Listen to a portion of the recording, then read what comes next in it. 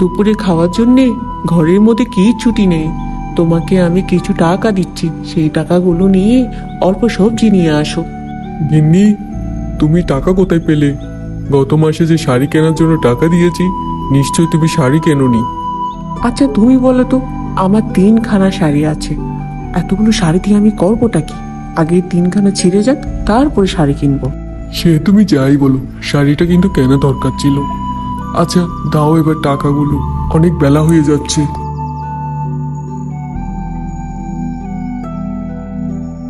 দাদা ভাই, আমার তোমার সাথে দরকারি কথা আছে। ও বৌদি, একটু দাদাকে নিয়ে বসো না গো। দাদা, আমি তোমাকে না বলে বিয়ে করে ফেলেছি। আমরা একজন আরেকজনকে অনেক পছন্দ করতাম। আমি ভেবেছি তোমাদেরকে সব কিছু জানাবো, কিন্তু জানানোর আগে ওর পরিবারে শুরু হয়েছে অনেক অশান্তি। ওকে অন্য জায়গায় বিয়ে দেওয়ার জন্য সব কিছু ঠিকঠাক করে, কিন্তু ও আমাকে বলেছে আমি যদি ওকে আনতে না যাই তাহলে ও কিছু একটা করে ফেলবে। আমি তাড়াতাড়ি করে ওকে আনতে গেলাম, সেখানে আমরা ধরা পড়ে যাই গ্রামবাসীর কাছে। সবাই অনেক খারাপ বলছিল আমাদেরকে, তাই আমাদেরকে জোর করে ধরে বিয়ে করাইতে। আমি আর কি বলবো, তোর বৌদি কি বলে দেখ। তোর বৌদি যদি কোনো সমস্যা না থাকে, আমারও কোনো সমস্যা নেই। আমারও কোনো সমস্যা নেই, আমি তো অনেক খুশি হয়েছি নতুন বউকে দেখে। কত মিষ্টি একটা বউ। কিন্তু হ্যাঁ, এই যে ভাই, বিয়ে করেছো বলে আবার পড়াশোনা ভুলে যেও না। তোমার পড়াশোনা কিন্তু শেষ করতেই হবে। কি গো, তুমি বসে থাকবে? তাড়াতাড়ি যাও বাজারে, বাজার করে নিয়ে আসো।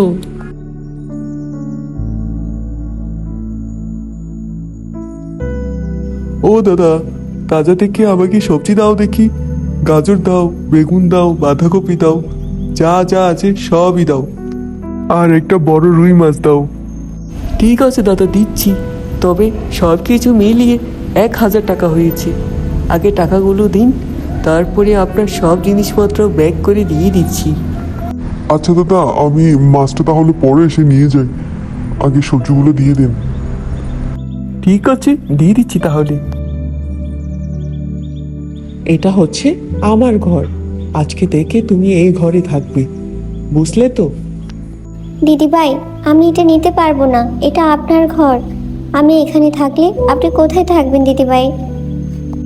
না রে, আমার থাকার ঘর আছে, তোমার চিন্তা করতে হবে না। তুমি আজকে থেকে এই ঘরেই থাকবে, এটাই হচ্ছে শেষ কথা। হ্যাঁ আসছি, তুমি একটু অপেক্ষা করো। তুমি বিশ্রাম করো, তোমার দাদা এসেছে। আমি গিয়ে বাজারগুলো রান্না করে ফেলি।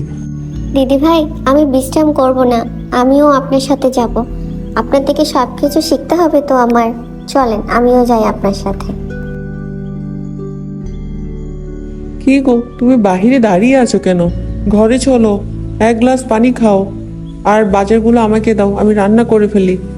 তুমি বাজারগুলো নিয়ে ঘরে যাও, রান্না শুরু করে দাও, আমি একটা মাছ নিয়ে আসি।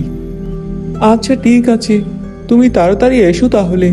আর হ্যাঁ, আসার সময় অল্প কাঁচামরিচ নিয়ে আসিও, শেষ হয়ে গেছে, বলতে ভুলে গিয়েছি।